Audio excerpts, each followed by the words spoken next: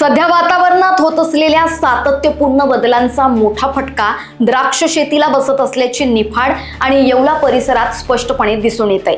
गेल्या काही दिवसांपासून अचानक वाढलेली थंडी आणि तापमानातील तीव्र चढ-उतार यामुळे द्राक्ष बागांचे मोठ्या प्रमाणात नुकसान होते आहे। थंडीमुळे द्राक्षांच्या मण्यांना तडे जाणे तसेच फळे खराब होण्याचे प्रमाण वाढले असून याचा थेट परिणाम निर्यातक्षम द्राक्ष उत्पादनावर होण्याची शक्यता आहे। रात्रीच्या वेळी तापमान लक्षणीयरित्या घसरत असून अनेक भागांमध्ये किमान तापमान 8 ते 10 अंश सेल्सिअस पर्यंत खाली गेले आहे। या अचानक आलेल्या थंडीमुळे द्राक्षांच्या वाढीवर प्रतिकूल परिणाम झाला असून घडांचा दर्जा खालावत चाललाय। परिणामी द्राक्ष उत्पादक शेतकरी आर्थिक संकटात सापडल्याचे चित्र आहे। यावर्षी 7 ते 8 महिने पर्जन्यवृष्टी झाल्यामुळे द्राक्ष बागेला जे सूर्यप्रकाश मिळायला पाहिजे होता तो न मिळाल्यामुळं, काडीची परिपक्वता न झाल्यामुळं उत्पादन क्षमता 70% घटल्याने आणि निर्यातक्षम द्राक्ष 80% घट होणार असल्याने यदा दर जरी वाढणार असेल पण उत्पन्नात घट झाल्यामुळे द्राक्षामध्ये औषधं, मशागत आणि मजुरी ही जी खर्चाची बाजू आहे ही तशीच राहून उत्पादन क्षमता घटल्यामुळे यावर्षी द्राक्ष निर्यात 80% घटणार असून देशांतर्गत सुद्धा 70% लोकल द्राक्ष खाण्यासाठी लोकांना कमी उत्पादन झाल्याने अडचण निर्माण होणार आहे।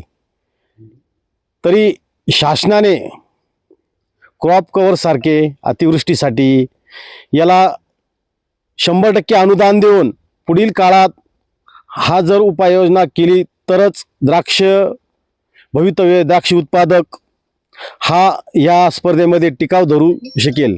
कारण वाईन सारख्या काही व्हरायटी आहेत, काही बेदाण्यासाठी व्हरायटी आहेत, काही निर्यातक्षम व्हरायटी असून काही लोकलसाठी आहे। परंतु द्राक्ष उत्पादन क्षमता घटल्यामुळं शेतकरी हा अतिसंकटात सापडलेला आहे। शासनानं क्रॉप कव्हर हा 100% अनुदानातून राबवून शेतकऱ्याला धीर दिला तर द्राक्ष उत्पादक ह्यापुढे टिकाव धरू शकतो। अन्यथा द्राक्ष उत्पादक आणि त्यावर चालणारी जी यंत्रणा आहे, जी काही मोठी इंडस्ट्रीज आहे द्राक्षावरती, लेबर, पेपर एक्सपोर्टसाठी पेपर, वाहतूक, एक्सपोर्टर याची पूर्णतः साखळी बंद होऊन देशांतर्गत म्हणजे जो निर्यातक्षम याच्यावरती शासनाला कर मिळतो, उत्पादन मिळतं, मजुरांना काम, कृषी सेवा केंद्र सर्वांचं यावर देश धडू लागतील। म्हणून शासनाने याच्यावरती उपाययोजना राबवणं ही काळाची गरज आहे। आणि सध्या थंडीचं कधी कमी, कधी अधिक, कधी उष्णता ह्या ज्या वातावरणामुळं